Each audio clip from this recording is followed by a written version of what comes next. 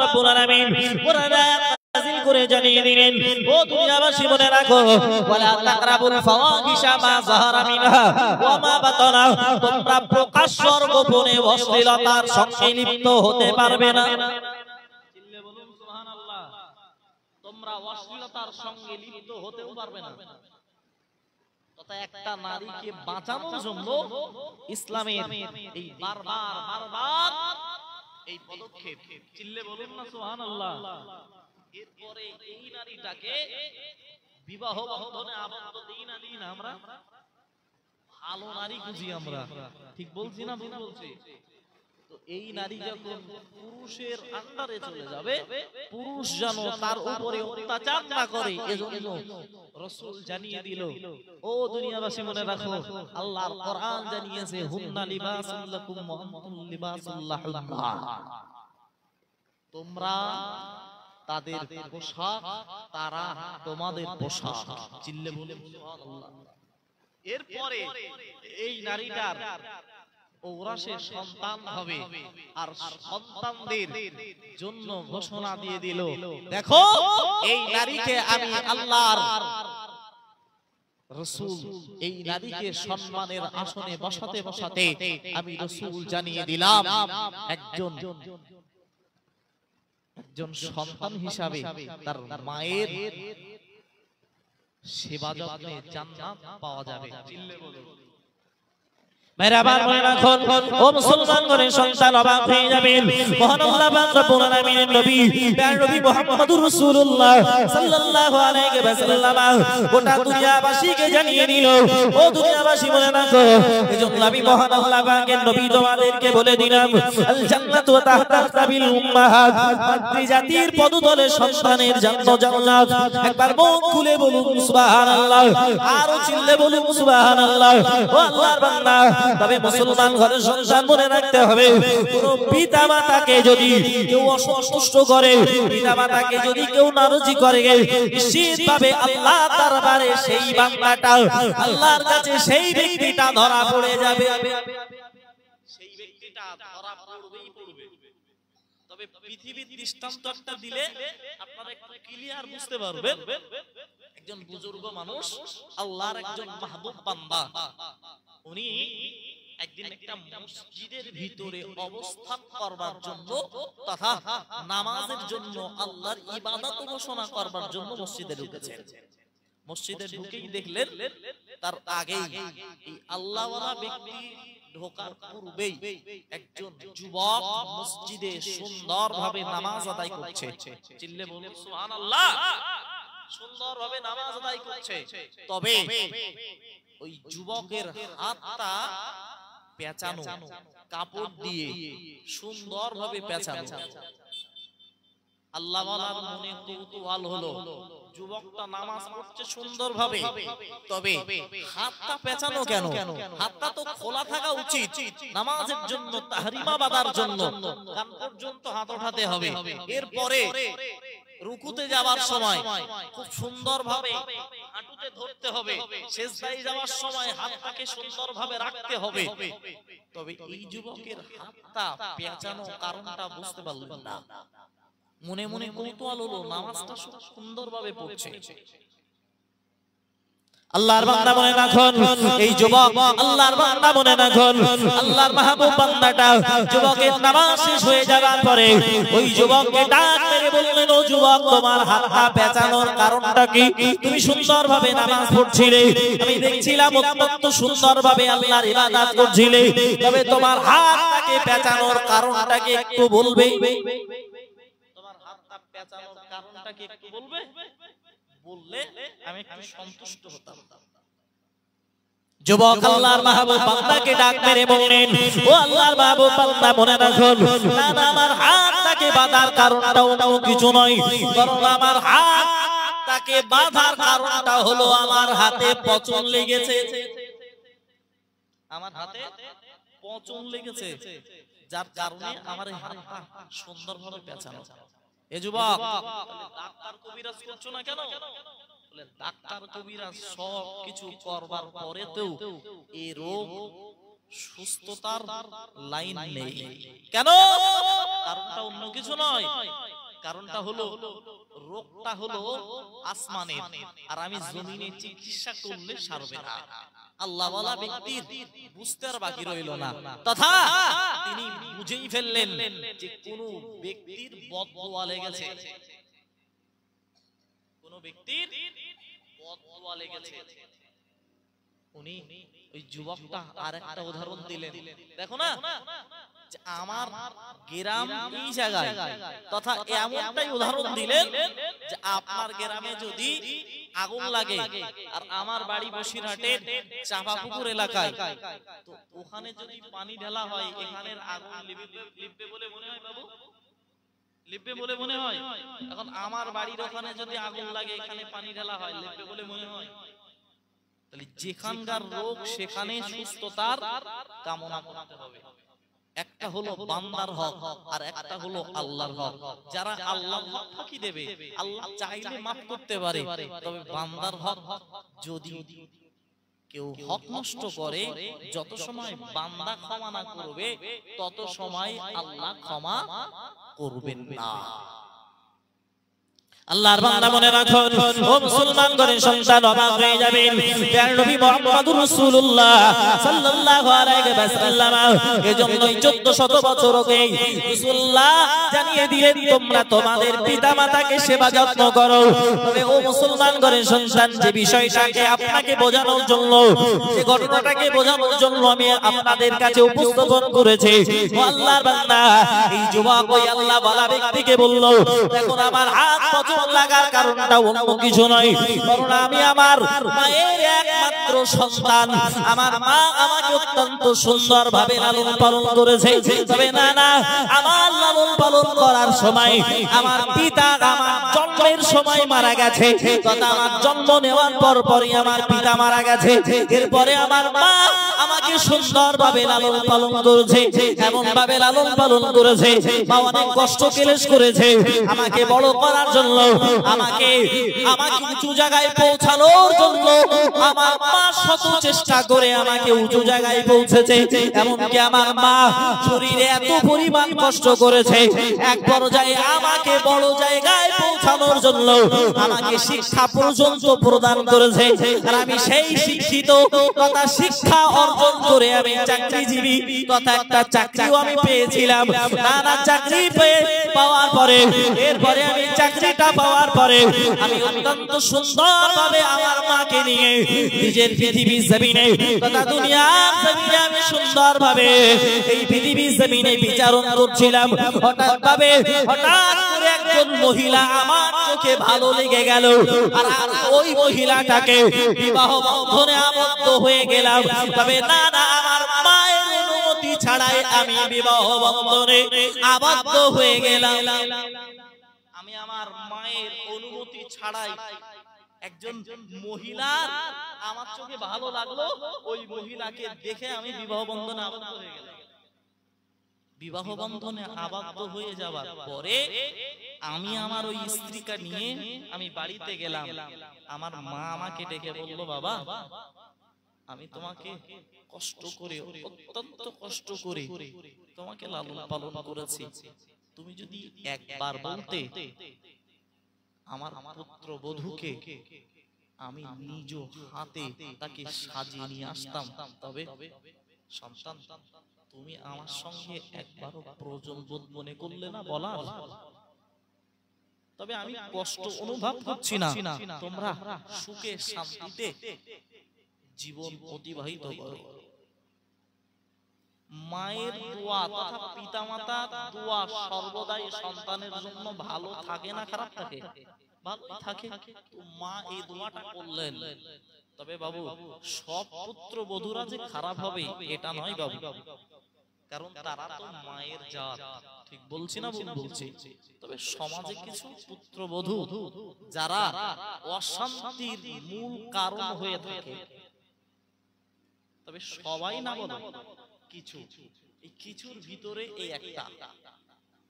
মেরা আমার মনে রাখুন ও আল্লাহর বান্দা মনে রাখতে হবে এই যুবক এবার আল্লাহর ওই মাহবুব বান্দাকে ডাক মেরে বললেন ও আল্লাহর মাহবুব বান্দা মনে রাখুন এরপরে আমার মা আমাকে আমার জন্য দোয়া করে দিল সন্তান তুমি তোমার পুত্রবধূ তোমার বধূকে নিয়ে তোমার স্ত্রীকে সুন্দরভাবে নিজের জীবনটাকে অতিবাহিত করো আমি নিজের জীবনটাকে অতিবাহিত করছিলাম হঠাৎ করে আমার বধূ তথা আমার স্ত্রী আমাকে একদিন ডাক মেরে বলল তোমার মা আমার সঙ্গে খারাপ আচরণ করছে হঠাৎ করে একদিন আমার মায়ের নামে অভিযোগ জানালো আমার স্ত্রী তো আমি আমার মায়ের তুলনায় স্ত্রীকে একটু বেশি গুরুত্ব দিতে শুরু করলাম আর সমাজে এই অভ্যাসটা আছে অনেক যুবকের ভিতরে ঠিক বলছি না ভুল বলছি বাবু সমাজের সঙ্গে একটু মিলিয়ে নেবেন কথাটা একেবারে হেও করে ফেলবেন না তো এই যুবকটাও স্ত্রীর কথাই বেশি গুরুত্ব দিয়ে ফেলল আর গুরুত্ব দেওয়ার কারণে দেখতে পাওয়া গেল স্ত্রী বারবার তথা প্রথম দিনে মায়ের নামে অভিযোগ করলো ফের দ্বিতীয় দিনে আবার অভিযোগ করলো তৃতীয় দিনে আবার অভিযোগ করলো এইভাবে কয়েকদিন অভিযোগ করতে করতে সন্তানটা ওই আল্লাহওয়ালা ব্যক্তিকে ডাক মেরে বলছেন আমি আমার স্ত্রীর কথা শুনে আমার মায়ের উপরে একটু ক্ষুব্ধ হলাম তথা রাগান্বিত হলাম এবং আমি আমার মাকে একটু বকলাম দ্বিতীয় দিনে আমি মায়ের উপরে চড়াও হয়ে আমার মায়ের কাপড় পর্যন্ত হাত উঠালাম তৃতীয় দিনে আমার মায়ের গায়ে আমার স্ত্রীর কথা শুনে আমি আমার মায়ের গায়ে হাত মেরে দিলাম তথা আমার মায়ের উপরে আমি হাত বসিয়ে দিলাম আর যেই না বসিয়ে দিলাম আমার মা আমার জন্য বদদোয়া করলো কি দোয়া করলো মা আমার জন্য বলল সন্তান তোকে আমি লালন পালন করতে গিয়ে আমার যা কষ্ট হয়েছে তুই তো সেই মূল্য দিলি না বরং তুই আমার জানাজা নামাজে উপস্থিত হতে পারবি না দ্বিতীয় বদদোয়া হলো তুই যে হাতে আমাকে মেরেছিস ওই হাতটা তোর পচে যাক শেষ হয়ে যাক এজন্য আমি এই বদদোয়া পাওয়ার পরে অনেকটা দিন অতিবাহিত হয়ে গেল একদিন আমি চাকরি করতে গেলাম আমি সংবাদ পেলাম আমার মা আর পৃথিবীর জমিনে নাই আল্লাহর বান্দা মনে রাখুন ও মুসলমান ঘরের সন্তান এই যুবকটা আল্লাহর মাহবুব বান্দাকে ডাক মেরে বললেন ও আল্লাহর মাহবুব বান্দা এরপরে আমি আমার মায়ের জানাজা নামাজ পড়ার জন্য বাইর হলাম কিন্তু নানা পথের মধ্যে এমন এমন বিপদ এসে উপস্থিত হলো নানা আমার মায়ের জানাজা নামাজ পর্যন্ত আমি যুবক উপস্থিত হতে পারলাম না তথা আমার মায়ের জানাজা নামাজে আমি শরীক হতে পারলাম না আমার যখন এই মায়ের জানাজা নামাজে শরীক হতে পারলাম না তখন যেন আমার মনে হচ্ছিল যে আমার পৃথিবীর সব কিছু ফাঁক হয়ে যাচ্ছে জমিনটা যে আমার প্রথম বদদোয়া তথা মায়ের প্রথম বদদোয়াটা আমি সন্তান আমার জন্য লেগে গেছে দ্বিতীয় বদদোয়া আমার জন্য আমার মায়ের বদদোয়া হলো হাতে পচন লেগে যাবে ভাইরা আমার মনে রাখুন ও আল্লাহর বান্দা মনে রাখুন দেখতে পাওয়া গেল ওই যুবক আল্লাহর মাহবুব বান্দাকে ডাক মেরে বললেন ওগো আল্লাহর মাহবুব বান্দা এরপরে দেখতে পাওয়া গেল কিছুদিন অতিবাহিত হয়ে গেল কিছু সময় অতিবাহিত হয়ে গেল হঠাৎ করে দেখলাম আমার হাতের উপরে একটা ফোড়া লেগেছে আমি ডাক্তার কবিরাজ করলাম কিন্তু না না না ওই ডাক্তার কবিরাজ করবার পরেতেও আমার ওই ফোড়া থেকে এমন ভাবে ঘা যুক্ত হয়ে গেল এমন ভাবে ঘা যুক্ত হয়ে গেল দেখতে পাওয়া গেল এক পর্যায়ে আমার হাতটাকে পচন লেগে গেল নানা পচন লেগে যাওয়ার পরে যে স্ত্রীর জন্য আমার মায়ের উপরে আমি হাত মেরেছিলাম তথা মায়ের উপরে আমি আমার হাত দিয়ে মেরেছিলাম ওই মায়ের মারা স্ত্রীর কথা শুনে তথা স্ত্রীর কথা শুনে আমি মায়ের গায়ে হাত তুলেছিলাম, ওই স্ত্রী আমার থেকে চলে গেল। আমার গ্রামের মানুষেরা আমার এই হাতের দুর্গন্ধ সহ্য করতে পারে না, আমার দুর্গন্ধ না সহ্য করতে পেরে আমাকে বিতাড়িত করলো, আমাকে গ্রাম থেকে তাড়িয়ে দিল। আমি যুবক আল্লাহর কাছে দোয়া করতেছি, আল্লাহর দরবারে ক্ষমা ভিক্ষা করতেছি, আল্লাহ যেন আমাকে ক্ষমা করে দেয়, আল্লাহ যেন আমাকে মাফ করে দেয়। তবে আমি যুবক, না না না, আমার মায়ের বদদোয়া আমার গায়ে লেগে গেছে, আমার মায়ের বদদোয়া আমার উপরে লেগে গেছে। ওগো আল্লাহর মাহবুব বান্দা, আপনার কাছে আমার দাবি হলো, আমি আমার মায়ের কাছ থেকে কিভাবে ক্ষমা পাবো? আমি আমার মায়ের কাছ থেকে, তথা আমার মা তো পৃথিবীর জমিন থেকে চলে গেছে, আর আমার মায়ের বদদোয়া আজ আমার গায়ে লেগে গেছে। আমি আমার মার বদদোয়া থেকে কিভাবে রেহাই পাবো? ও মুসলমান ঘরের সংসার, আল্লাহর বান্দা মনে রাখো, ওই যুবক আল্লাহর মাহবুব বান্দাকে বলার সঙ্গে সঙ্গে, যুবকের কথা শোনার সঙ্গে সঙ্গে আল্লাহর মাহবুব বান্দার চোখ দিয়ে টপ টপ করে পানি বইতে লাগলো। ও যুবক, তুমি কি সর্বনাশ করলে? কারণ নবী মুহাম্মদুর রাসূলুল্লাহ সাল্লাল্লাহু আলাইহি ওয়াসাল্লাম নবী আমার জানিয়ে দিয়েছেন 1400 বছর পূর্বে, ও দুনিয়াবাসী রাখো, জান্নাতু তাহতা কামিল উম্মাত, মাতৃজাতির পদতলে সন্তানের জান্নাত। আর ওই জান্নাত পাওয়ার তুলনায় তুমি তোমার মায়ের কাছ থেকে বদদোয়া কুড়িয়েছো। ও যুবক, তুমি কি সর্বনাশ করলে? না না যুবক, শুধু এখানে নয়, কারণ আমার আল্লাহ কোরআন শরীফের ভিতরে জানিয়েছিল, মহান আল্লাহ জানিয়েছিল, ওয়াবিল ওয়ালিদাইনি ইহসানা। ও সন্তানরা মনে রাখো, তোমরা যখন তোমার পিতামাতার সঙ্গে আচরণ করবে, তখন তোমরা সৎ আচরণটুকুই করবে। চিল্লে বলুন সুবহানাল্লাহ, আরো চিল্লে বলুন সুবহানাল্লাহ। ও মুসলমান ঘরের সন্তান, 2 নম্বরে আল্লাহর কোরআন জানিয়ে দিয়েছে, ও যুবকবাসী মনে রাখো, আল্লাহর বান্দা মনে রাখো, 2 নম্বরে সংস্কারের জন্য কোরআন নির্দেশ দিয়েছে। 1 নম্বরে নির্দেশ দেওয়া হলো, তোমরা তোমার পিতামাতার সঙ্গে সদাচরণ করবে। 2 নম্বরে ফালা তাকুল্লাহুমা উফিন, না না, তোমরা তোমার পিতামাতার সঙ্গে এমন আচরণটুকু করো না যে আচরণের কারণে তোমার পিতামাতা উফ শব্দটুকু ব্যবহার করে, উফ শব্দটুকু ব্যবহার করবে, এমন আচরণটুকু তুমি করো না। আল্লাহু আকবার, আল্লাহু আকবার। যুবক চোখ দিয়ে পানি ফেলছেন আর আল্লাহর মাহবুব বান্দার কথাগুলো শুনছেন। কোরআন 6টা নির্দেশ দিয়েছে। 1 নম্বরে সদাচরণ, 2 নম্বরে পিতামাতা যেন উফ শব্দটুকু না বের করে, 3 নম্বরে ওয়ালা তানহারহুমা, তাদেরকে ধমক দিও না। চিল্লে বলুন, আরেকটু চিল্লে বলুন না সুবহানাল্লাহ। 3 নম্বরে ধমক দিও না। 4 নম্বরে ওয়াকুল্লাহুমা কাওলান কারীমা, তাদের সঙ্গে শিষ্টাচারের সঙ্গে কথা বলবো। চিল্লে বলুন সুবহানাল্লাহ, আরেকটু চিল্লে বলুন সুবহানাল্লাহ। এরপরে পিতামাতা যদি চলে যায়, তাদের কাছ থেকে ক্ষমা পাওয়ার জন্য রাসূল একটা নির্দেশনা শিখিয়েছেন। সেই নির্দেশনা হলো রব্বিরহামহুমা কামা রাব্বায়ানি সাগীরা, তাদের জন্য বেশি বেশি দোয়া করো। আল্লাহ আল্লাহ, আমার পিতামাতা শৈশবে যেমন ভাবে আমাকে লালন পালন করেছে, আল্লাহ আমার পিতামাতাদেরকে জান্নাতে তুমি তেমন ভাবে লালন পালন করো। চিল্লে বলুন। আল্লাহর বান্দা মনে রাখুন, ও মুসলমান ঘরের সন্তান, অবাক হয়ে যাবেন বাবু, নবী মুহাম্মদুর রাসূলুল্লাহ সাল্লাল্লাহু আলাইহি ওয়াসাল্লামের একটা হাদিস আপনাদের আবার একটা স্মরণ করিয়ে দিই। আল্লাহর বান্দা মনে রাখতে হবে, নবী মুহাম্মদুর রাসূলুল্লাহ সাল্লাল্লাহু আলাইহি ওয়াসাল্লাম নবী আমার এক তারিখে সাহাবাদেরকে নিয়ে কোন একটা রাস্তা দিয়ে রাসূলুল্লাহ সাল্লাল্লাহু আলাইহি ওয়াসাল্লাম হাঁটছিলেন। হঠাৎ করে দয়াল নবী থমকে দাঁড়িয়ে গেলেন। রাসূল থমকে দাঁড়িয়ে গেলেন।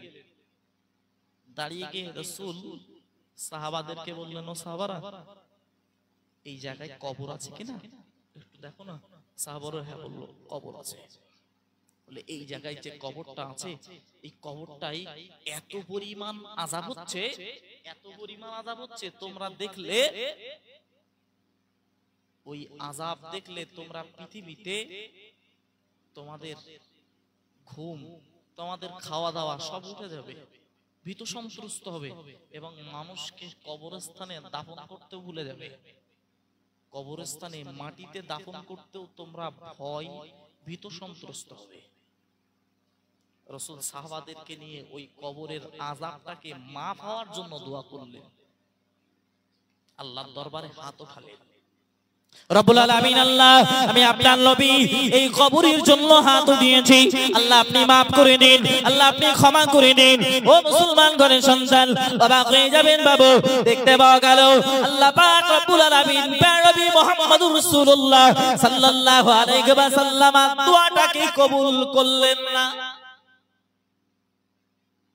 আল্লাহ পাক রব্বুল আলামিন রাসূলের দোয়া কবুল করলেন না, শুনতে অবাক লাগছে না বাবু? নবী মুহাম্মদুর রাসূলুল্লাহ সাল্লাল্লাহু আলাইহি ওয়াসাল্লাম আবার সাহাবাদেরকে নিয়ে দ্বিতীয়বার আবার হাত তুলেছেন, রব্বুল আলামিন আল্লাহ এই কবরবাসীর আযাবটাকে maaf করে দিন। আল্লাহ পাকের নবী মুহাম্মদুর রাসূলুল্লাহ সাল্লাল্লাহু আলাইহি ওয়াসাল্লাম নবী আমার হাত তুললেন, তবে না দোয়া কবুল হলো না। দ্বিতীয়বারে দোয়া করলেন, দ্বিতীয়বারে দোয়া কবুল হলো না। আল্লাহর দরবারে এবার তৃতীয়বারে আবার হাত তুললেন, রব্বুল আলামিন আল্লাহ আমি নবী মুহাম্মদুর রাসূলুল্লাহ সাল্লাল্লাহু আলাইহি ওয়াসাল্লাম যখনই আপনার দরবারে হাত উঠাই তখনই আল্লাহ পাক আপনি আমার দোয়াকে হাত উঠাতে দেরি কবুল করতে দেরি করেন না, তবে আজকে আমার দোয়াটাকে কবুল করছেন না কেন?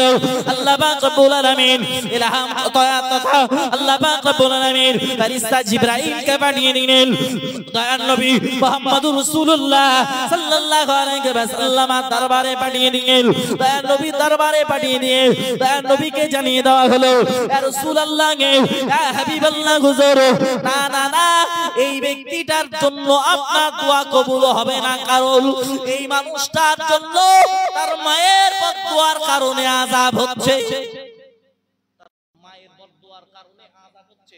যত সময় মা ক্ষমা না করবে তত সময় এই ব্যক্তিটার আযাব মাফ হবে না। রাসূল শুনলেন, শুনে চটজলদি আর দেরি করলেন না, ওখান থেকে ওই কবরস্থানে যে মানুষটা আছে ওই মানুষের বাড়িতে তথা তার মায়ের কাছ পর্যন্ত পৌঁছে গেলেন। মা তখনও জীবিত, ডাকলেন কবরস্থান পর্যন্ত, কবরস্থানে ডেকে মাকে বললেন তথা রাসূল নিজেই বললেন, ওগো মা তুমি তোমার সন্তানকে ক্ষমা করে দাও, তোমার সন্তানের কবরে প্রচন্ড আযাব হচ্ছে।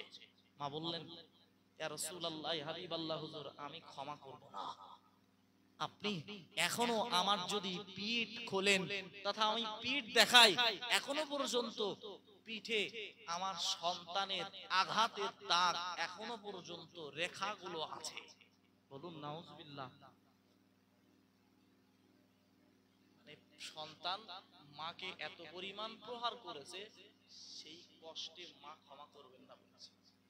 প্যারা নবী মুহাম্মদুর রাসূলুল্লাহ আল্লাহর দরবারে হাত তুললেন, আল্লাহ এই মাকে তুমি সন্তানের কবরের আযাবটুকু দেখার মতো সুযোগ করে দাও। আল্লাহ কবুল করে নিলেন। সন্তানের আযাবটা মা দেখে ভীত সন্ত্রস্ত হয়ে ক্ষমা করলেন, এরপরে সন্তানের জন্য ক্ষমা হলো। বুঝতে পারছেন? এরপরে সন্তানের ক্ষমা হলো, এরপরে আযাব মাফ হলো। তবে মনে রাখতে হবে পৃথিবীর জমিনে যারা পিতামাতাকে কষ্ট দেয় নিশ্চিতভাবে তাদের জন্য ভয়ানক শাস্তি অপেক্ষা করছে। আল্লাহর বান্দা মনে রাখুন, এজন্য কোরআন জানিয়েছে, ও পৃথিবীর মানুষ মনে রাখো, মহান আল্লাহ পাক রব্বুল আলামিন এরপরই জানিয়ে দিলেন ওয়াকুল্লাহুমা কাওলান কারীমা। মহান আল্লাহ পাক রব্বুল আলামিন এরপরই জানিয়ে দিলেন ওয়াকুল রাব্বিরহামহুমা কামা রাব্বায়ানি সাগীরা। রব্বুল আলামিন আল্লাহ আপনার কাছে মিনতি, আপনার কাছে আরজ এটাই, আল্লাহ পাক রব্বুল আলামিন আপনার কাছে দাবি হলো এটাই যে আপনার আমার আমার শৈশবে আমার পিতামাতা যেমন আমাকে লালন পালন করেছে, আমার পিতামাতাকেও আপনি কঠিন কিয়ামতের দিন লালন পালন করবেন। ও মুসলমান ঘরের সন্তান, যে কথা আমি পূর্বে বলছিলাম, এই যুবক আল্লাহর মাহবুব বান্দাকে কথাগুলো শোনাচ্ছিলেন, তার ভিতর দিয়ে এই যুবক আল্লাহর মাহবুব বান্দার কাছ থেকে শুনতে পেলেন যে আল্লাহ পাক রব্বুল আলামিন, আল্লাহ পাকের দরবারে যদি পিতামাতার জন্য ক্ষমা ভিক্ষা করা যায়, এই দোয়া করা যায়, আল্লাহ পাক রব্বুল আলামিন এই কথাগুলো পিতামাতার কবরস্থান পর্যন্ত পৌঁছে দেয় এবং রূহানি হালাতে পিতামাতা মাফ যদি করে দেয়, আল্লাহ পাকের রহমত যদি হয়ে যায়, নিশ্চিতভাবে ওই সন্তান ক্ষমার যোগ্য হয়ে যাবে। সুবহানাল্লাহ। পিতামাতার যদি কোনো সন্তান কষ্ট দেয়, তাহলে সন্তান কষ্ট দেওয়ার কারণে যদি পিতামাতা মারাও যায়, তাহলে বেশি বেশি তাদের জন্য সর্বসানি করতে হবে, তাদের জন্য বেশি বেশি দান সাদকা করতে হবে, তাহলে পিতামাতার রূহানি দোয়া পাওয়া যাবে। এই আল্লাহর মাহবুব বান্দাটাই স্বপ্ন দেখছেন, স্বপ্ন যোগে দেখছেন একজন জাহান্নামী ব্যক্তি এসে তাকে বলছে, ও আল্লাহর বান্দা, আপনি আমাকে চিনতে পারবেন না, তবে আপনার গ্রামের মানুষ আমি, সারা জীবন এমন অন্যায় করেছি, এমন অত্যাচার করেছি, যার কারণে আমি আল্লাহর কাছ থেকে ক্ষমা পাবো এই নিশ্চিততা দেখছি না, তবে আমার একটা কন্যা সন্তান রয়েছে, ওই কন্যা সন্তান যদি আমার জন্য দান সাদকা করে, আল্লাহ আমাকে ক্ষমা করবেন। চিল্লে বলুন, আরেকটু চিল্লে বলুন। তবে আমাদের সমাজে দেখতে পাওয়া যায়, হয়তো আপনাদের এই দিকটাই নেই, আমাদের ওই সাইডটা আছে। বাবু, আহলে হাদিস আছে আপনাদের দিক আছে? এরা বলে কি জানেন, যে কোরআন খতম করা যাবে না, সর্বসানি করা যাবে না, এটা করা যাবে না, ওটা করা যাবে না, হাদিস দ্বারা প্রমাণ পাওয়া গেল। ঠিক বললাম না ভুল বললাম? ভাই, যে কথা বলছিলাম, আল্লাহর মাহবুব বান্দাটা স্বপ্ন যোগে দেখলেন যে জাহান্নামী ব্যক্তিটা বলল, আমার একটা কন্যা সন্তান আছে, ওই সন্তান যদি আমার জন্য দান করে, আল্লাহ আমাকে ক্ষমা করবে। সকাল হয়ে গেল, আল্লাহর মাহবুব বান্দাটা এই জাহান্নামী ব্যক্তির কন্যা সন্তানটাকে খুঁজবার জন্য এলাকায় বাইর হয়ে পড়েছে।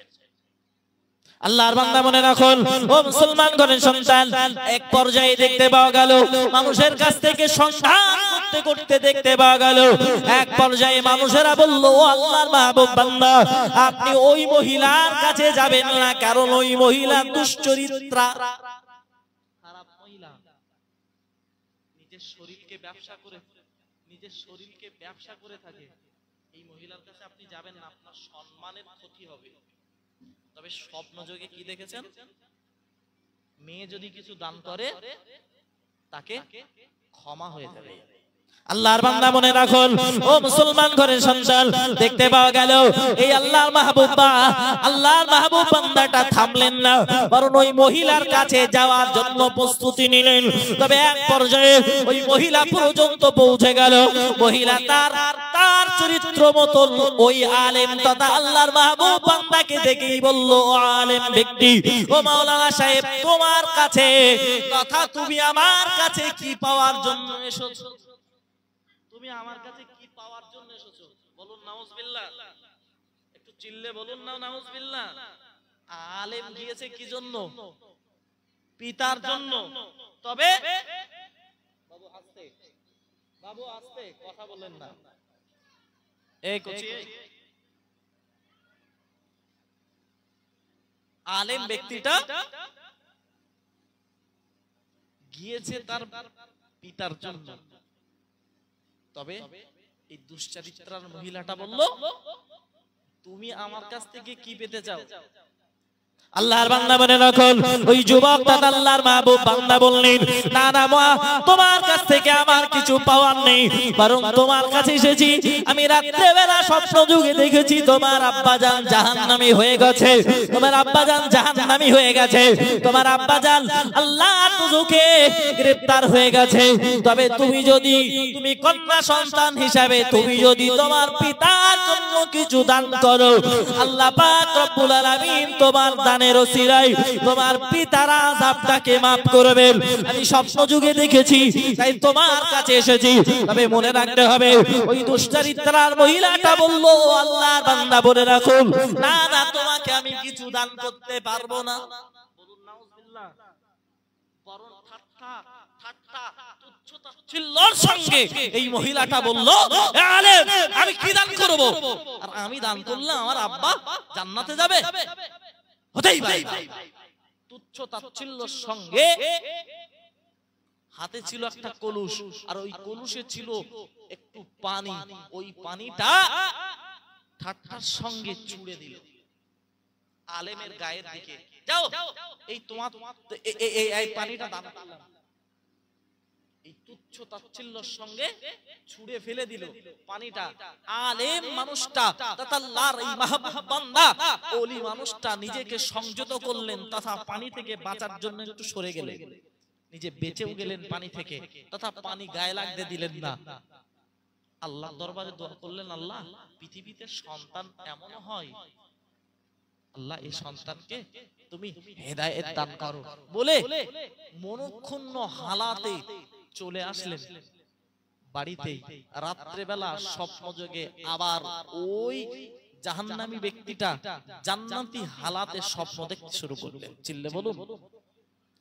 আল্লাহর বান্দা বলে রাখুন, ওই জাহান্নামী ব্যক্তিটা জান্নাতি পোশাক পরে যখন আল্লাহর মাহবুব বান্দার সামনে হাজিরা দিয়েছেন, হাজিরা দেওয়ার সঙ্গে সঙ্গে ওই আল্লাহর মাহবুব বান্দাটা জাহান্নামী ব্যক্তিকে ডাক মেরে বললেন, ও জাহান্নামী ব্যক্তি, তুমি কেন জান্নাতি পোশাকে? তোমাকে তো আল্লাহর পাক রব্বুল আলামিন তোমাকে তো জাহান্নামী করে দিয়েছিল, কিন্তু না না, তোমার সন্তানের কাছে যাওয়ার পরেও তোমার সন্তান তোমার জন্য কিছুই দান করিনি, তোমার জন্য কিছু সাদকাও করিনি। তোমার সন্তান বরং তুচ্ছতাচ্ছিল্যের সঙ্গে পানিটা আমার দিকে ছুঁড়ে মেরেছিল।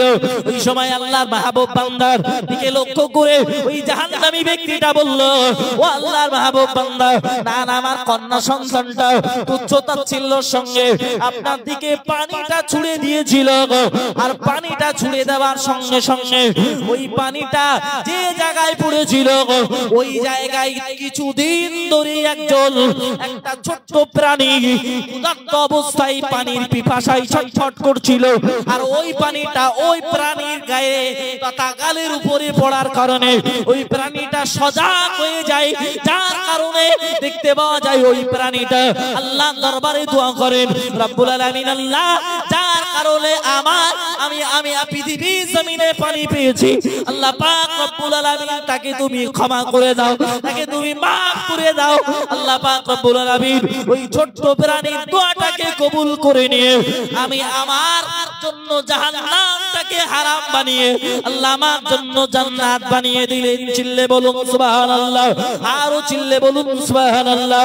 ও মুসলমান গণের সন্তান, আমি আপনাকে বোঝাতেছি, এই পৃথিবীর জমিনে ভালো কাজ করলে আল্লাহ পাক রব্বুল আলামিন প্রতিদান দেবেন।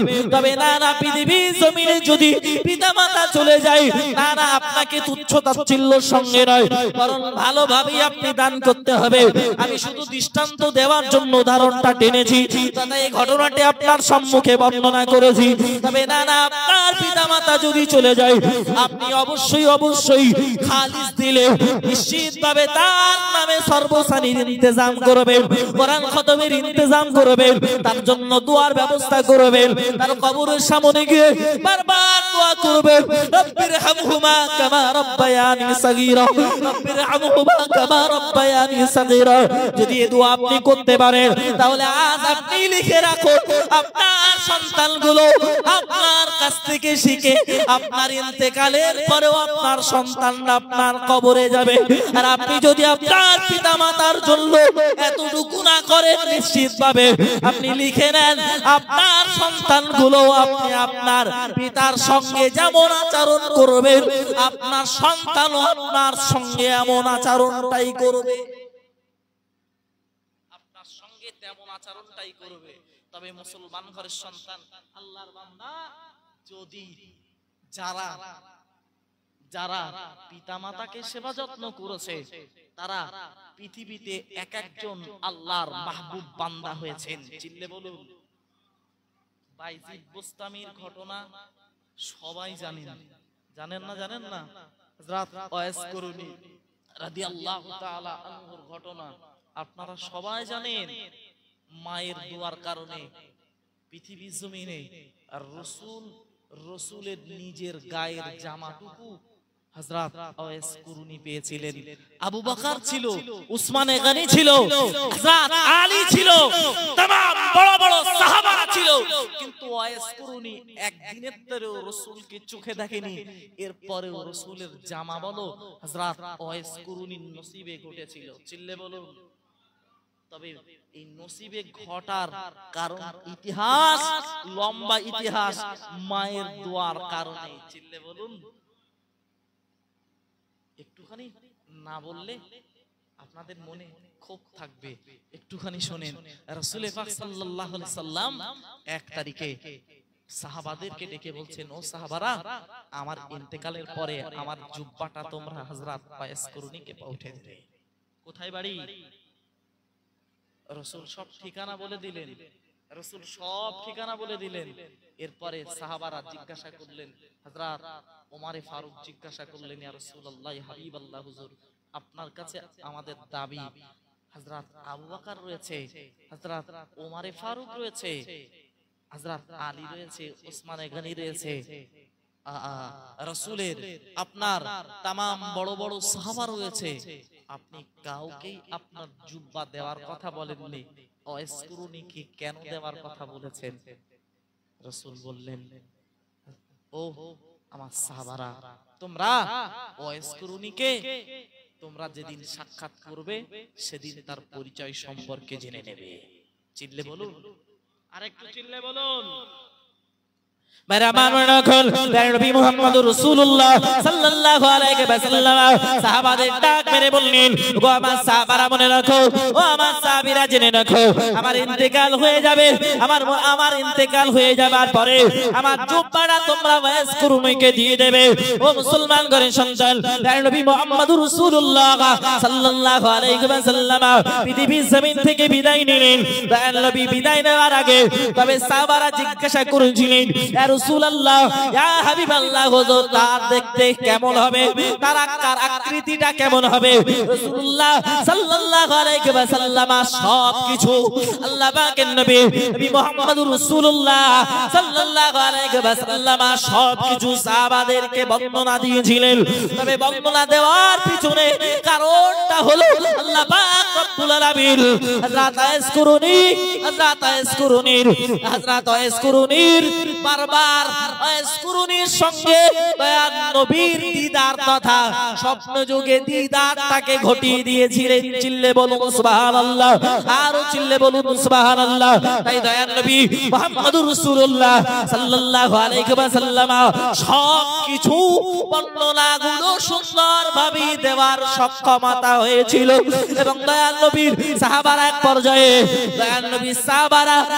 পর্যায়ে দয়ার নবীর ইন্তেকালের পরে ওয়াইস করুনিকে সন্ধান করতে করতে ওই কারনা নামক জায়গায় পর্যন্ত পৌঁছে যায় এবং সেই জায়গায় গিয়ে দেখে একটা কুটিরের ভিতরে মায়ের জন্য সেবা যত্ন এমন ভাবে করছে এবং মা তার জন্য দোয়া করছে। চিল্লে বলুন সুবহানাল্লাহ। মা তার জন্য দোয়া করছেন।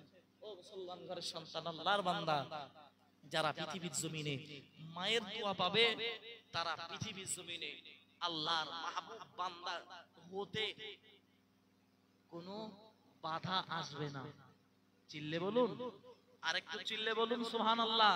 তবে মনে রাখতে হবে, শুধু পিতামাতার যে দোয়া নেব আর মুরব্বী ব্যক্তিদের দোয়া নেব না, এটা যদি মনে করেন নিশ্চিতভাবে এটাও আমাদের ভুল হবে, এটাও আমাদের ভুল হবে।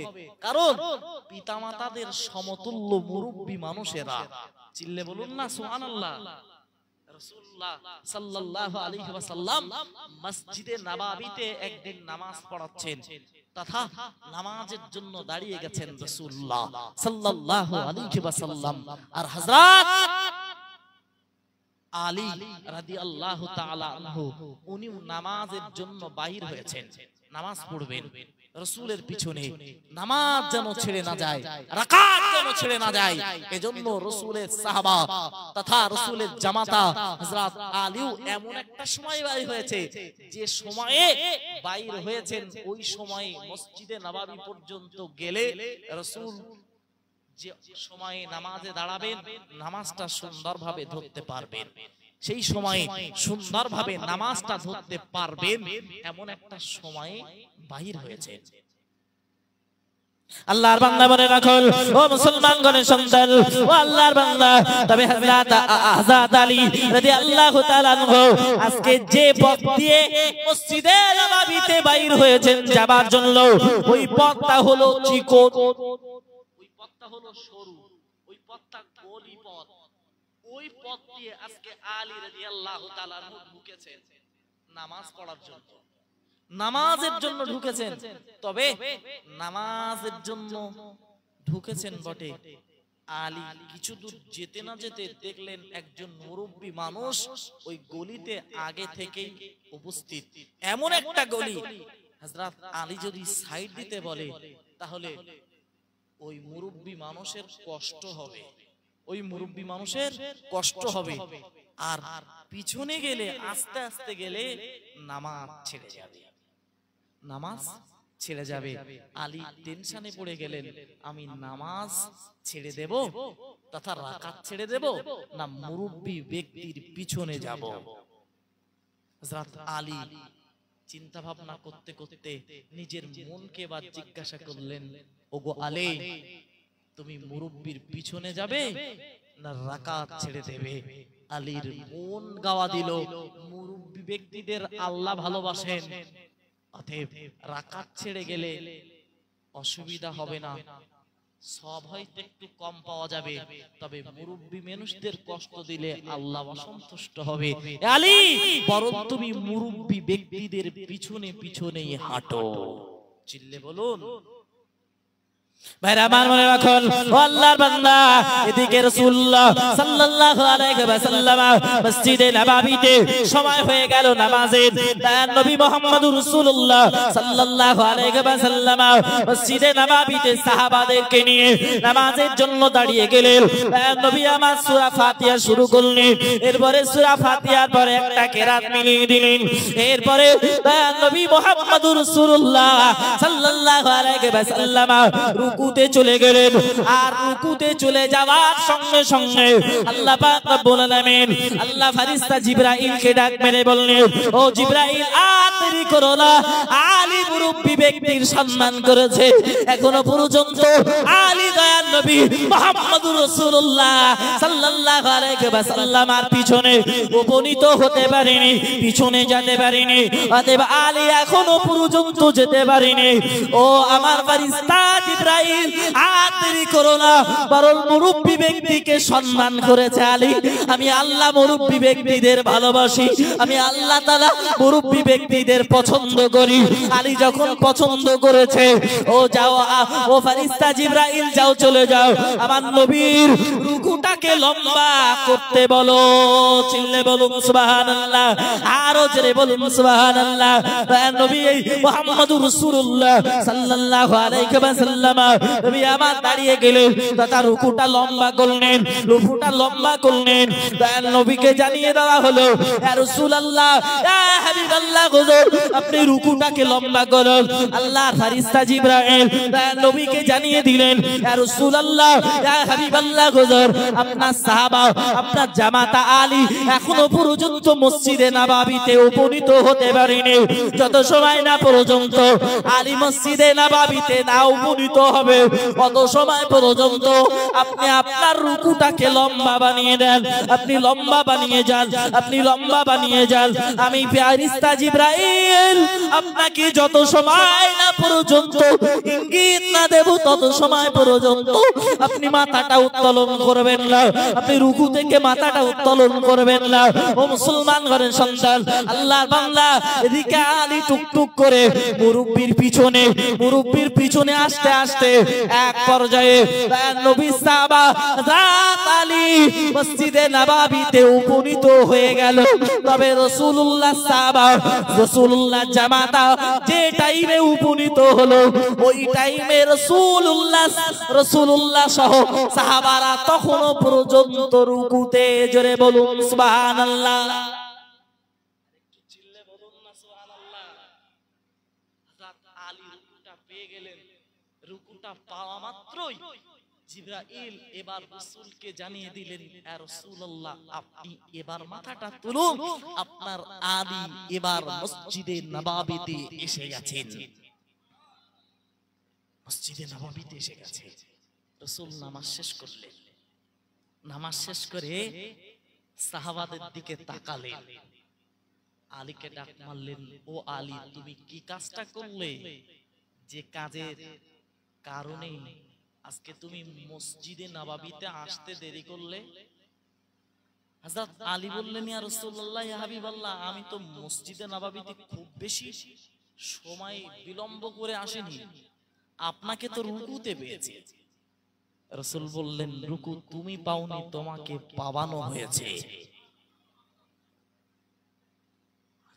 আলী হতভম্ব হলেন রাসূল বললেন ও আলী বলো না তোমার কি কারণে ফেরেশতা জিবরাইল আমার রুকুটা লম্বা করতে বলল হযরত আলী বললেন ইয়া রাসূলুল্লাহ আমি বাড়ি থেকে বাইর হয়েছি মসজিদে নববীতে আসবার জন্য তবে আজকে আমি যে রাস্তা দিয়ে মসজিদে আসি সেই রাস্তাটাকে বাদ দিয়ে একটা চিকন রাস্তা একটা গলিপথ বেছে নিলাম আর বেছে নেওয়ার কারণে দেখতে পেলাম ওই গলিতেই আগে থেকেই একজন মুরব্বি মানুষ হেঁটে হেঁটে আসছে আমি যদি মুরব্বি ব্যক্তিকে সরে যেতে বলি তার কষ্ট হবে তার অত্যন্ত কষ্ট পৌঁছাবে আমি আলী আমার মনকে জিজ্ঞাসা করলাম এ আলী বলো না মুরব্বি ব্যক্তির সামনে যাবে না পিছনে রাকাত ছেড়ে দেবে আমার মন গাওয়া দিল আমার মন সাক্ষ্য দিয়ে দিল আলী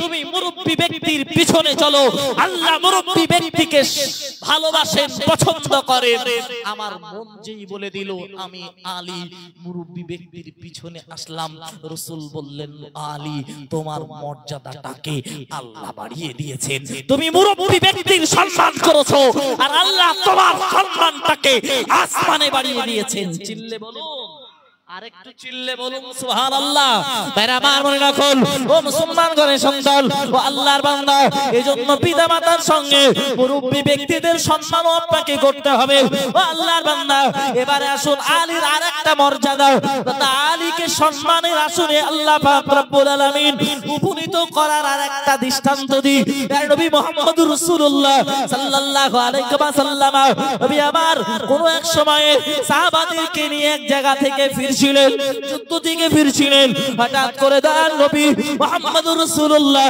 সাল্লাল্লাহু আলাইহি ওয়াসাল্লাম ক্লান্ত হয়ে পড়লেন রাসূল ক্লান্ত হয়ে পড়ে রাসূল পাক সাল্লাল্লাহু আলাইহি ওয়াসাল্লাম আলীকে বললেন আলী আমি একটু বিশ্রাম করব রাসূল বিশ্রামের জন্য আলীর কোলটাকে বেছে নিলেন রাসূল মাথা দিয়ে শয়ন করে পড়লেন তথা ঘুম এসে গেল এরপরে দেখতে পাওয়া গেল আসরের সময় অতিবাহিত হয়ে সূর্য একেবারে ডুবো হয়ে গেল ওই সময় আলী বিরক্ত বোধ করছিলেন তথা বিরক্ত বোধ বলতে আলী রাদিয়াল্লাহু তাআলা আনহু নিজের মনকে জিজ্ঞাসা করছিলেন ও আলী বলো না তুমি নামাজ পড়বে না রাসূলের ঘুম থেকে জাগ্রত করে দেবে রাসূলের ঘুম থেকে জাগ্রত করে দেবে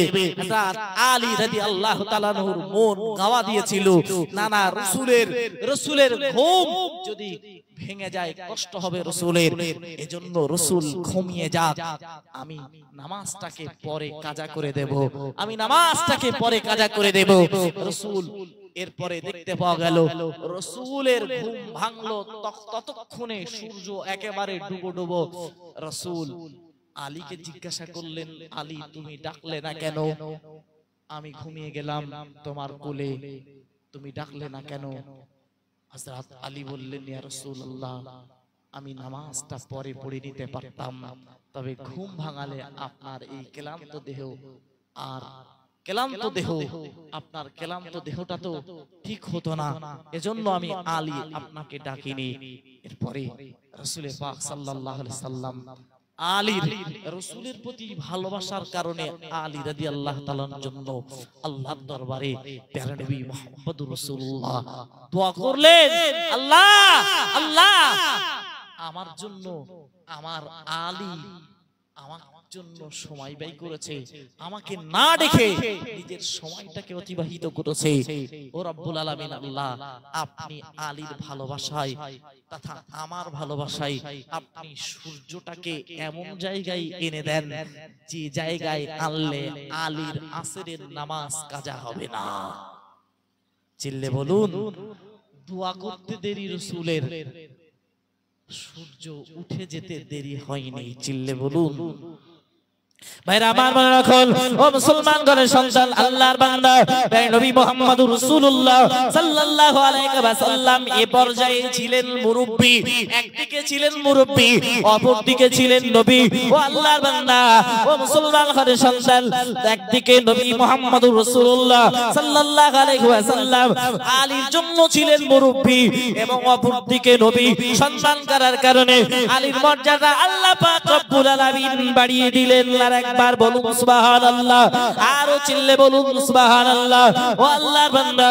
এবার আপনাকে আরেকটা দৃষ্টান্ত বুঝিয়ে ফেলি নবী মুহাম্মদুর রাসূলুল্লাহ সাল্লাল্লাহু আলাইহি ওয়াসাল্লাম নবী আমার 1400 বছর পূর্বে হাদিস শরীফের ভিতরে এই কথাটা বললেন নবী মুহাম্মদুর রাসূলুল্লাহ সাল্লাল্লাহু আলাইহি ওয়াসাল্লাম জানিয়ে নিলেন দয়াল নবী বললেন ও দুনিয়াবাসী মনে রাখো ও আল্লাহর বান্দা মনে রাখো নবী বললেন এই পৃথিবীটা হলো तमाम পৃথিবীটাই হলো সম্পদ तमाम পৃথিবীর আনাচে কানাচে সব জায়গাটাই হলো সম্পদ সোনা দানা রূপজাদি দস্তা পিতল সবটাই হলো সম্পদ তবে সব সম্পদের মাঝখানে সবথেকে দামি সম্পদ হলো একজন সতী নারী চিল্লে বলুন সুবহানাল্লাহ আরো চিল্লে বলুন সুবহানাল্লাহ কারণটা অন্য কিছু নয় ও মুসলমান ঘরের সন্তান আল্লাহর বান্দা নবী মুহাম্মদুর রাসূলুল্লাহ সাল্লাল্লাহু আলাইহি ওয়াসাল্লাম নবী আমার বলার কারণটা অন্য কিছু নয় বরং কারণটা হলো এই পৃথিবীর জমিনে যেদিন নারী জাতির কোনো সম্মান ছিল না নারী জাতির কোনো সম্মান ছিল না ওই সময় দয়ার নবী নারী জাতিকে সম্মানের আসন অলঙ্কিত করার জন্য নবী মুহাম্মদুর রাসূলুল্লাহ সাল্লাল্লাহু আলাইহি ওয়াসাল্লাম এই হাদিসটা সাহাবাদের সম্মুখে বলেছিলেন ও সাহাবারা মনে রাখো তোমরা মনে রাখো একজন নারী হলো तमाम পৃথিবীর সবথেকে মূল্যবান সম্পদ তবে তাকে সতী হতে হবে তাকে সতী হতে হবে যদি সতী না হয় তাহলে ওই নারী নিশ্চিতভাবে আল্লাহর দরবারে এবং পৃথিবীর জমিনে প্রাধান্য পাবে না কারণটা অন্য কিছু নয় বাবু এই কথাটা বলার কারণটা হলো মায়ের সম্মান কোথায় বলেছি মায়ের সম্মান পায়ের নিচে তথা সন্তানের জান্নাত মায়ের পায়ের নিচে না তুই মা যদি ভালো না হয় তাহলে তার পায়ের নিচে সন্তানের জান্নাত, মা যদি খারাপ হয় তার নিচে কি জান্নাত পাওয়া যাবে বলে মনে হয়? এজন্যই এই হাদিসটা শেষ পর্যায়ে বোঝাচ্ছি আপনাকে যে পৃথিবীর জমিনে নারীকে হতে হবে সতী, তারপরেই ওই নারীর সতীত্ব যদি ভালো হয় তাহলে ওই নারীর পায়ের নিচে জান্নাত পাওয়া যাবে। মা যদি খারাপ হয় তার সেবা যত্ন অবশ্যই করতে হবে, তবে সে যদি ইসলাম তাকে অনুসরণ না করে, অনুকরণ না করে, তাকে সন্তান হিসাবে বোঝাতে হবে। যদি পর্দা না করে তাহলে মাকে পর্দা করানোর আদেশটুকু করতে হবে সন্তান হিসাবে। যদি মা বিপর্দায়, অবজ্ঞা, অবহেলা তথা পরপুরুষের সঙ্গে অবজ্ঞা, অবহেলায় কথা বলে তাহলে সন্তান হিসাবে তাকে সংযত করতে হবে। একদিকে যেমন সন্তানের জন্য মা জান্নাত, অপরদিকে সন্তানের জাহান্নাম ডেকে আনবে মা। কারণ মায়ের কারণে পুরুষের ভিতরে 4 জন জাহান্নামী হবে, তার ভিতরে যেমন স্বামী তেমন সন্তান জাহান্নামী হয়ে যাবে যদি মাকে ভালো না করা যায়। কোরআন শরীফের আয়াত নাযিল হয়ে গেল, মহান আল্লাহ কোরআনের আয়াত নাযিল করে বললেন ইত্তাকাইতুন্না ফালা তাখদানা বিল কওলি ফায়াতমা আল্লাযী ফি কলবি মারদুন ওয়া কুল্লা কওলান মারুফা। ও নারীরা তোমরা সংযতভাবে কথা বলবে, এটা তোমাদের নির্দেশ দেওয়া হলো। আমি আল্লাহ পাক রব্বুল আলামিন তোমাদেরকে জানিয়ে দিলাম ইত্তাকাইতুন্না ফালা তাখদানা বিল কওলি ফায়াতমা আল্লাযী ফি কলবি মারদুন ওয়া কুল্লা কওলান মারুফা। তোমরা মনে রাখো, তোমরা যদি তোমার রবকে ভয় করো, তোমরা যদি তোমার স্রষ্টাকে ভয় করো, তোমরা যদি তোমার পালনকর্তাকে ভয় করো, তাহলে তোমরা সংযতভাবে পুরুষদের সঙ্গে কথা বলবে। সংযতভাবে পুরুষদের সঙ্গে কথা বলবে, এটা নারীদের জন্য প্রথম নাম্বার গুণ। 2 নম্বরে ওয়ালা তাবাররুজনা তাবাররুজাল জাহিলিয়াতিল উলা। নবী মুহাম্মদুর রাসূলুল্লাহ সাল্লাল্লাহু আলাইহি ওয়াসাল্লাম নারীদের জন্য জানিয়ে দেওয়া হলো, ও মুসলমান গণের সন্তান, না না না, ও আল্লাহর বান্দা মনে রাখো, আল্লাহ পাক রব্বুল আলামিন বললেন তোমরা তোমাদের নারীদেরকে, তোমরা তোমাদের ঘরের মহিলাদেরকে ওই জাহিলি যুগের মতো প্রদর্শন করো না। ও আল্লাহর বান্দা, এরপরে চলে আসুন নবী মুহাম্মদুর রাসূলুল্লাহ সাল্লাল্লাহু আলাইহি ওয়াসাল্লাম নবী আমার জানিয়ে দিলেন, মহান আল্লাহ পাকের নবী বললেন, নবী মুহাম্মদুর রাসূলুল্লাহ সাল্লাল্লাহু আলাইহি ওয়াসাল্লাম বললেন, ও দুনিয়াবাসী মনে রাখো, পৃথিবীর জমিনে একজন নারী তার পর্দা করাটা হলো ফরজ। তার পর্দা করাটা ফরজ। রাসূল এরপরে সাহাবাদের আরো নির্দেশ দিলেন তথা উম্মাতদেরকে আরো নির্দেশ দিলেন যে এই নারীকে ভালো যদি না হয় তাহলে নিশ্চিতভাবে তার কাছ থেকে ভালো কিছু আশা করা যাবে না। এজন্যই দয়ার নবী মুহাম্মদুর রাসূলুল্লাহ এই নির্দেশনাগুলো দয়ার রাসূল সাহাবাদের মধ্যে দিলেন। ভাইরা মানুষ রাখুন, আল্লাহর বান্দা, এরপরেই শুনুন নবী মুহাম্মদুর রাসূলুল্লাহ সাল্লাল্লাহু আলাইহি ওয়াসাল্লাম নবী আমার এরপরেই জানিয়ে দিলেন, ও দুনিয়াবাসী মনে রাখো, যদি একজন নারী তার সতীত্বকে হেফাজত করতে পারে, তার সতীত্বকে হেফাজত করার পরে যদি ওই নারীটা পরপুরুষের সঙ্গে সংযতভাবে কথা বলে, নিশ্চিতভাবে ওই নারী থেকেই আল্লাহ পাক রব্বুল আলামিনের নবী বললেন, ওই নারীটাই সমাজের মাটিতে যত মূল্যবান সম্পদ আছে ওই সম্পদের মাঝেই হলো মূল্যবান সম্পদ হবে। মূল্যবান সম্পদ তাহলে ওই নারীটাই হবে। আল্লাহর বান্দা আমাদের সকলকে আল্লাহ পাক রব্বুল আলামিন আমাদের সন্তান হিসাবে পিতামাতাকে সেবা যত্ন করার মতো তৌফিক আল্লাহ দান করেন। বলুন আল্লাহুম্মা আমিন। আরো চিল্লে বলুন আল্লাহুম্মা আমিন।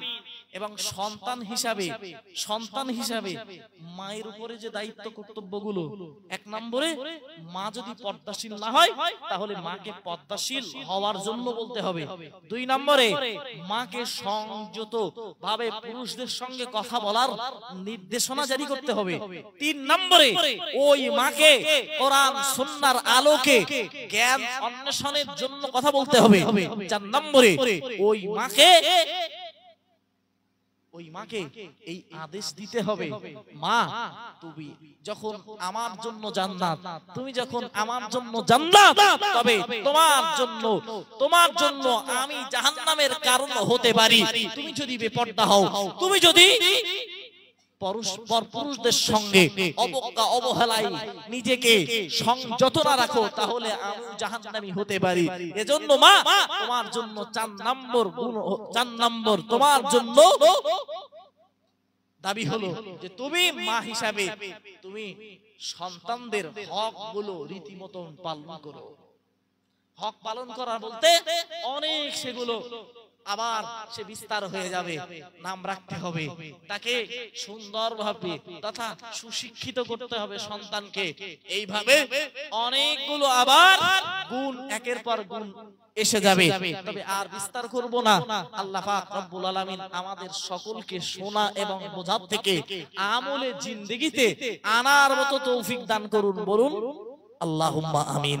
আরো চিল্লে বলুন আল্লাহুম্মা আমিন। তবে শেষ কথা, একেবারে শেষ আমার এই সারাংশ তথা এই 1.5 ঘন্টা 2 ঘন্টার বক্তব্যের সার মর্ম আপনাকে 1 মিনিটে বলছি। প্যারা নবী মুহাম্মদুর রাসূলুল্লাহ সাল্লাল্লাহু আলাইহি ওয়াসাল্লাম বলেছেন, আল জান্নাতু তাহতা আকদামিল উম্মাহাত, মাতৃজাতির পদতলে সন্তানের জন্য জান্নাত। তবে এই জান্নাত পাওয়া যাবে সেবা যত্নের মাধ্যম দিয়ে। সেবা যত্ন কিভাবে করতে হবে? 1 নম্বরে কোরআন শিখিয়েছে, তাদের সঙ্গে সদ্ব্যবহার করো। 2 নম্বরে কোরআন শিখিয়েছে, তাদের সঙ্গে এমন ভাবে আচরণ করো তারা যেন উফ শব্দটুকু না ব্যবহার করে। 3 নম্বরে তাদের সঙ্গে শিষ্টাচার তথা ভদ্রতার সঙ্গে তাদের সঙ্গে কথা বলো, তাদের সঙ্গে ভাব বিনিময় করো। 4 নম্বরে তাদেরকে ধমক দিও না। 5 নম্বরে তাদের সঙ্গে নমনীয়তার সঙ্গে কথা বলো। 6 নম্বরে তাদের জন্য দোয়া করো। তারা যেমন ভাবে লালন পালন করেছিল শৈশবে, তেমন ভাবে যেন আল্লাহ কিয়ামতের দিন লালন পালন করে। এই দোয়া সন্তান হিসাবে করতে হবে।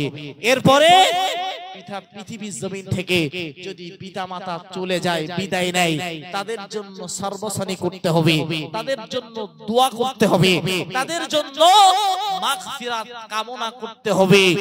এটা সন্তান হিসাবে কর্তব্য। এরপরে পিতা এবং মাতা হিসাবে সন্তানের উপরে কর্তব্য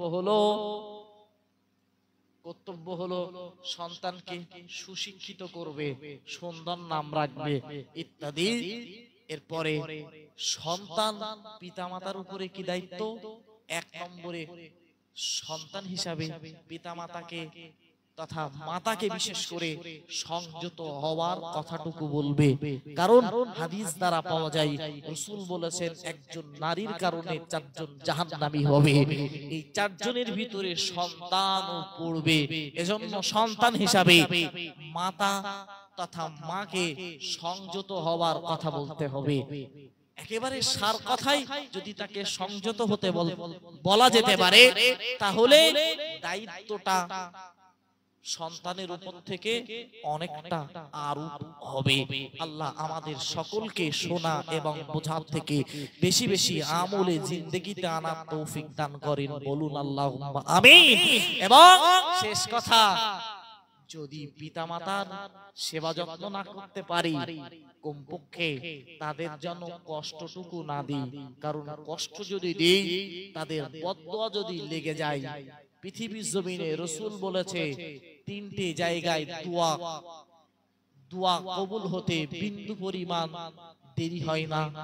এক জায়গা হলো পিতামাতার দোয়া, 2 নম্বর হলো মুসাফির, আর 3 নম্বর হলো অসুস্থ ব্যক্তি। এই 3 জায়গায় মানুষ যদি দোয়া করে, কারেন্টের ওই কারেন্ট মিস হবে যদি হাত লাগা হয়, মানে কারেন্ট মিস হবে, কারেন্টের গুলি নাকি বলে না, বন্দুকের গুলি মিস হবে, তবে পিতামাতার দোয়া সন্তানের জন্য মিস হবে না। হতে পারে সেটা এহ জগতের জন্য, হতে পারে পরজগতের জন্য, তবে দোয়া অবশ্যই কবুল হবে। এটা রাসূলের হাদিস। রাসূল জানিয়েছে দোয়া উমুল ইবাদা, দোয়া হলো মানব জাতির হাতিয়ার। যে যখনই দোয়া করবে, যে দোয়াই করুক না কেন, ওই দোয়া আল্লাহর দরবারে কবুল হবে। সেটা আজকে হোক আর কালকে হোক, দোয়া অবশ্যই কবুল হবেই হবে। এটা রাসূলের ঘোষণা। সেটা পৃথিবীতে হতে পারে, সেটা পরকালের জন্য হতে পারে। তবে কিছু মানুষ মনে করে আমি দোয়া করলাম হয়তো কবুল হয়নি, না কবুল হয়নি না, আল্লাহ আপনার দোয়াটাকে রিজার্ভে রাখে, ওই দোয়াটা কিয়ামতের দিন পাবিয়ে দেবে। দোয়া কারো বিফলে যায় না। আল্লাহ আমাদের সকলকে শোনা এবং বোঝার থেকে বেশি বেশি আমলে জিন্দেগিতে আনার মতো তৌফিক দান করেন। আসুন একটু প্যারা নবীর শানে সালামের নজরানা। ইয়া নবী